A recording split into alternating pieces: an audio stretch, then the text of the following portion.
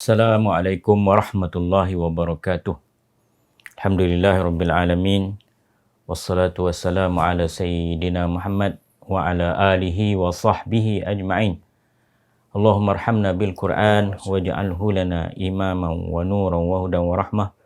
Allahumma zakkirna minhu ma nusina wa 'allimna minhu ma jahilna warzuqna tilawatahu ana al-laili wa atrafan nahar waj'alhu lana hujjatan ya rabbal alamin.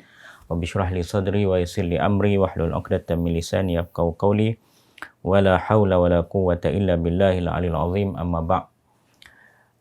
Tuan-tuan, puan-puan yang sentiasa mengikuti daurah mufiq mushaf untuk faham isi Al-Quran. Di pada malam ini, hari Jumaat, malamnya, malam Sabtu, kita menyambung semula sesi perbicaraan ataupun perbincangan ataupun kupasan daripada konten Mushaf Mufiq. Dan pada malam ni saya bersama dengan saudara Abdul Muhaimin lagi. Apa khabar, Muhaimin? Alhamdulillah. Dan kita insya-Allah pada malam ni kita akan membicarakan satu topik yang sekarang ni sedang dibincangkan secara ataupun ceramah-ceramah di sana sini berkaitan dengan perkara ini. Apa dia tu, Muhaimin? Kita hari ini nak bincang tentang nuzul Quran, Ustaz. Oh ya. Sebab hari ini Jumaat semalam kita menyambut nuzul Al-Quran. Ya. Di pelbagai lah orang tanya, apa nuzul Al-Quran ni, apa keistimewaannya? Ya. Sama ke level dia macam Lailatul Qadar ke? Istimewa dia macam mana tu, Ustaz? Ya. Boleh Ustaz terangkan dengan lebih terperinci? Ya, nuzul Quran maknanya turun Al-Quran. Macam kalau air turun daripada langit disebut nuzulul ma' ataupun kita kata hujan lah. Hujan. Jadi Al-Quran ni dia turun, dia bukan material lah. Dia adalah satu bentuk panduan, ungkapan yang daripada Allah Subhanahu Wa Taala. Jadi kelainan Quran ni berbandingkan dengan kitab-kitab yang lain sebab antaranya ialah turunnya itu dia bukanlah seperti mana kitab-kitab lain. Ada kitab yang Allah Subhanahu Wa Taala berikan kepada Nabi Musa, contohnya kitab Taurah. Allah bagi sekaligus dalam bentuk lah ataupun papan-papan. Ada setengah riwayat mengatakan daripada dia kepingan batu. Jadi dalam kepingan itu dah dicatat segala perkara yang isi kandungan Taurah itu dari segi mawaiz, nasihat-nasihat, dari segi hukum hakam dan sebagainya. Tapi Quran ini dia tak turun macam tu. Dia turun ada beberapa peringkatnya, ataupun ada beberapa tahapnya yang melibatkan malaikat yang kita wajib yakini, iaitu malaikat Jibril alaihi salam. Jadi bila kita tengok dalam sejarah ataupun kita kata proses penurunan Al-Quran itu, dia sebenarnya ada 3 peringkat. Ada Al-Quran itu diturunkan sekaligus, dan ada peringkatnya Al-Quran itu diturunkan secara beransur-ansur. Berperingkat. Jadi contohnya Allah Subhanahu Wa Taala menceritakan di dalam Al-Quran, inna anzalnahu fi lailatin mubarakatin inna kunna munzirin. Sesungguhnya kami menurunkannya pada satu malam yang diberkati. Maksud malam diberkati itu maknanya turun. Bila Allah Ta'ala menggunakan perkataan anzala, itu maknanya dia menurunkan sekaligus. Sekaligus pada malam yang diberkati. Dan malam yang diberkati itu ialah yang nanti kita akan sebut tentang Lailatul Qadar itulah, insya-Allah. Kemudian ada ayat yang lain, Allah Subhanahu Wa Taala menyatakan wa Qur'anan farraqnahu litaqra'ahu 'alan nasi 'ala muksin wa nazzalnahu tanzila. Dan Al-Quran itu kami pecah-pecahkan. Maksudnya kami pisah-pisahkannya litaqra'ahu 'alan nas, supaya engkau dapat membacanya kepada manusia, ala muksin, dalam tempoh yang tertentu, wa nazzalnahu tanzila, dan kami menurunkannya dengan penurunan yang tertentu. Jadi dalam ayat ni Allah Ta'ala menggunakan perkataan nazzala. Dia ada beza anzala, dan kemudian ada yang Allah menggunakan nazzala. Nazzala maknanya diturunkan secara berperingkat-peringkat. Jadi para ulama dalam menghuraikan maksud ayat ini ataupun masalah ini, masalah peringkat-peringkat penurunan Quran ini, mereka membahagikan Al-Quran itu kepada 3 tahap ataupun 3 peringkat. Yang pertama, disebut, peringkat yang pertama disebut di dalam Al-Quran juga, bal huwa Quranun Majid fi lauhin mahfuz. Bahkan ia adalah Al-Quran yang mulia fi lauhin mahfuz, di dalam lauh mahfuz. Jadi maknanya Al-Quran daripada sisi Allah Subhanahu Wa Taala, peringkat pertama diturunkan ke lauh mahfuz ataupun diletakkan dalam lauh mahfuz. Lauh ni maksud apa? Lauh ni dalam bahasa biasalah. Lauh ni maksudnya kepingan papan. Kepingan papan ataupun kepingan, sama ada papan ke ataupun daripada material besi ke contohnya kan. Ia disebut lauh panjang, besar dan sebagainya. Kita tak tahu hakikat lauh mahfuz, tapi memang disebut dalam Quran. Jadi lauh mahfuz ini ialah tempatnya tersimpan segala perkara yang berkaitan dengan takdir makhluk ni. Segala makhluk semuanya tercatat dalam lauh mahfuz. Jadi Al-Quran dari sisi Allah kemudian diturunkan ke lauh mahfuz. Itu peringkat yang pertama. Kemudian peringkat yang kedua, Allah Subhanahu Wa Taala sebut inna anzalnahu fi lailatul qadar. Semuanya kami menurunkan Al-Quran itu pada malam qadar. Kita sebut Lailatul Qadar. Malam qadar tu maksudnya kemuliaan, mulia. Ataupun qadar tu juga maksud takdir. Maksudnya malam yang ditentukan segala takdir makhluk ini. Dia banyak maksudnya kat situ. Jadi Lailatul Qadar ini kita sedia maklum ialah malam-malam yang terakhir Ramadan. Terutamanya 10 terakhir Ramadan, pada malam-malam yang ganjil. Jadi pada malam Al-Qadar ini Allah Subhanahu Wa Taala menurunkan Al-Quran itu dari Lauh Mahfuz ke Baitul Izzah. Apa makna Baitul Izzah tu? Ada orang nama Izzah kan? Baitul Izzah tu makna rumah yang mulia. Baitul Izzah ni ialah tempat beribadahnya para malaikat di langit dunia. Di langit dunia. Di langit dunia. Maksudnya ada ulama mengatakan bahawa kedudukan Baitul Izzah tu berbetulan sama dengan Kaabah. Langit dunia kita tak tahulah, kita tak pernah naik ke langit. Tapi di situlah para malaikat mereka beribadah. Ada di situlah mereka bertawaf dan sebagainya. Tempat yang berbeza daripada Lauh Mahfuz tu lah. Ya. Jadi kenapa daripada Lauh Mahfuz ke Baitul Izzah letak direct kepada Rasulullah sallallahu alaihi wasallam? Itu ada hikmahnya juga sendiri ya. Jadi antara hikmahnya ialah supaya untuk nak mengisyaratkan kepada makhluk-makhluk yang lain bahawa inilah kitab yang terakhir. Makhluk-makhluk malaikat sebenarnya, dan juga menunjukkan bahawa perutusan sebaik-baik makhluk itu telah pun akan berlaku lah. Maksudnya dengan penurunan Al-Quran itu. Itu peringkat yang kedua. Kemudian peringkat yang ketiganya,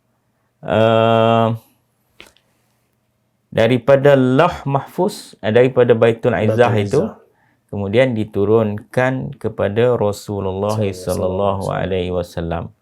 Jadi ayat yang pertama yang diturunkan kepada Nabi sallallahu alaihi wasallam ialah berkenaan dengan, kita sedia maklumlah, surah Iqra tu kan. Bismillahirrahmanirrahim. Iqra bismi rabbikal ladzi khalaq, khalaqal insana min 'alaq, Iqra wa rabbukal akram, alladzi 'allama bil qalam, 'allamal insana ma lam ya'lam. Ayat 5 ayat je. Betul. Itu yang pertama. Kemudian selepas pada itu Al-Quran diturunkan secara berpisah-pisah ataupun secara berperingkat-peringkat lah. Tujuannya ialah untuk mengeluarkan manusia daripada kegelapan kepada cahaya. Siapa yang membawanya? Allah Subhanahu Wa Taala menyatakan, nazala bihi ruhul amin ala qalbika litakuna minal munzarin. Nazala bihi maknanya menurunkan dengannya, dengan kitab itu, dengan Al-Quran itu, ialah ar-ruhul amin. Ruh al-amin maksudnya Jibril. Itu adalah geraran daripada Jibril lah. Roh kita sebut, kita kata roh. Al-amin maknanya yang amanah. Maknanya Jibril alaihi salam ini malaikat yang ditugaskan untuk menyampaikan wahyu. Sebelum Nabi, dia menyampaikan wahyu kepada Rasul-Rasul yang terdahulu lah. Jadi maknanya bila untuk Nabi SAW juga Allah menugaskan malaikat Jibril. Macam Nabi sebelum ni, Allah terus kepada Nabi ke? Tak. Ke ada perantara juga? Cuma ada ketikanya macam kisah Nabi Musa berdialog dengan Allah Subhanahu Wa Taala. Tapi maknanya semuanya dengan perantaraan malaikat Jibril. Sebab tu kita kena wajib percaya bahawa Jibril alaihissalam adalah malaikat yang ditugaskan untuk menyampaikan wahyu, dan dia juga adalah ketua malaikat lah. Jadi dia punya peranannya adalah sangat besar. Jadi itu adalah 3 peringkat. 3 peringkat. Kemudian hikmah kenapa Allah Subhanahu Wa Taala menurunkan siapa peringkat ini juga disebut dalam Al-Quran. Wa kadzalika linusabbita bihi fuadak wa rattalnahu tartila. Yang demikian itu ialah supaya kami dapat menetapkan dengan Al-Quran itu hatimu ya Muhammad. Maksudnya, maknanya bila dalam peringkat-peringkat itu Rasulullah SAW dia dapat membaca, dapat memahami Quran, dapat menyampaikan Al-Quran itu, dan juga dapat menetapkan hati baginda. Sebab baginda itu ketika itu dia menghadapi pelbagai ujian. Betul. Jadi dengan turunnya Al-Quran itu menetapkan, menjadikan Nabi seorang yang berjiwa kuat. Berjiwa kuat, yakin. Kemudian Quran itu pula dapat dibaca secara dengan bacaan yang tertib, yang tertentu. Jadi itu hikmah yang kembali kepada Nabi SAW. Kemudian kalau hikmah yang berkait ataupun yang melibatkan umat Islam, ataupun disebut ummah Islamiah, maknanya nuzul Al-Quran itu secara beransur-ansur itu dia orang kata apa, memenuhi keperluan. Memenuhi keperluan sama ada di sudut syaraknya, di sudut hukum hakam dan sebagainya, keperluan umat Islam. Jadi apa yang patut diamalkan oleh orang Islam, maknanya dia tak macam kita sekarang ni, kita zaman sekarang ni, kita dah menerima syariat itu dalam bentuk yang lengkap. Maksudnya dah lengkap lah. Cuma pada zaman dulu, waktu peringkat mula-mula kan, yang Allah Subhanahu Wa Taala turunkan dari segi syariatnya, ibadatnya solat dulu. Kan, pada malam Isra' Mi'raj kan. Puasa belum lagi. Betul. Jadi orang Islam sembahyang dulu, solat. Kemudian pada tahun yang kedua hijrah, Rasulullah berhijrah ke Madinah, barulah Allah Subhanahu Wa Taala menurunkan perintah puasa. Maknanya perintah puasa tu kemudian. Syahrul Ramadan alladzi unzila fil Quran, ayat yang berkaitan dengan puasa tu diturunkan sebelum tu. Ya ayyuhallazina amanu kutiba alaikumus shiyam kama kutiba alal ladzina min qablikum la'allakum tattaqun. Wahai orang beriman, diperintahkan kamu berpuasa seperti mana diperintahkan pada umat yang terdahulu. Jadi umat Islam pada peringkat awalnya diperkuatkan dengan akidah dulu. Dikuatkan akidah, kemudian diturunkan perintah solat. Lepas tu bila dah rasa dah orang Islam tu dah ramai dan juga kekuatan tu dah ada, baru Allah Subhanahu Wa Taala memerintahkan berpuasa. Sebenarnya bila kita sebut nuzul Quran, dia juga ada kaitannya dengan puasa, dan dia juga ada kaitannya dengan satu peperangan yang disebut sebagai peperangan Badar. Sebab bulan puasa kan? Dia berlaku juga pada bulan puasa. 17 Ramadan. 17 Ramadan. Jadi itu yang kembali kepada ummah. Kemudian yang kembali kepada seluruh manusia, tujuannya Al-Quran itu diturunkan untuk mengeluarkan manusia daripada kegelapan, jahil, syirik dan sebagainya kepada cahaya. Manusia ni dia tak sama level. Dia ada peringkat level, ada peringkat yang intelek tinggi, ada peringkat yang biasa kan. Jadi Al-Quran itu bila berlaku satu permasalahan itu dia diturunkan ikut level orang-orang tertentu. Bila berlaku satu peristiwa, dia diturunkan, contohnya yang berkaitan dengan wanita, diturunkan ayat yang berkaitan dengan wanita. Kemudian diturunkan orang pemuka-pemuka, orang-orang musyrikin yang menjadi orang besar, diturunkan dalam peringkat level mereka. Jadi kefahaman itu pun dia berbeza di antara satu sama lain ya. Jadi sebab itu Al-Quran itu diturunkan secara beransur-ansur mengikut kepada peristiwa-peristiwa. Jadi itu Quran. Kemudian bagaimana pula Al-Quran itu diturunkan oleh malaikat Jibril kepada Nabi SAW. Betul. Yang ni perbincangan juga ni, satu perbincangan yang agak panjang. Macam 2 minggu lepas ada ustaz cakap ada yang datang waktu pemuda Yahudi kan, nak tanya, dia terus tanya on the spot, Nabi Muhammad pandang langit kejap dapat kan. Ada juga kata dalam mimpi kan. Ada juga yang datang tanpa Nabi tak doa minta, tapi Allah turunkan juga kan. Betul. Jadi insya-Allah pada minggu depan kita akan sambung lagi bab nuzul Quran ini. Ya, boleh. Tapi kita nak cerita bagaimana malaikat Jibril itu datang kepada Nabi SAW dalam bentuk apa. Ya, betul. Ini pun kita akan cerita. Kemudian Nabi terima wahyu selama 23 tahun itu, macam mana keadaannya. InsyaAllah yang ni kita akan sambung lagi. Betul. Sebab saya pun nak tahu antara ayat yang pertama hingga ayat terakhir tu, duration dia tu berapa lama kan? Lama tu. Itu satu kupasan yang menarik insyaAllah. Baik, boleh Ustaz. Jadi tuan-tuan dan puan-puan, sentiasalah bersama dengan kami Daurah Mufiq ini sehingga ke penghujungnya insya-Allah. Jadi untuk malam ni kita cakap ini dulu insya-Allah, dan kita akan sambung lagi pada minggu depan. Moga-moga Allah Subhanahu Wa Taala mengurniakan kita kekuatan untuk kita menjadikan Ramadan ni sebagai bulan untuk kita kuatkan diri dengan ibadah, keimanan. Dan juga kita memperolehi Lailatul Qadar. Amin. Insya-Allah.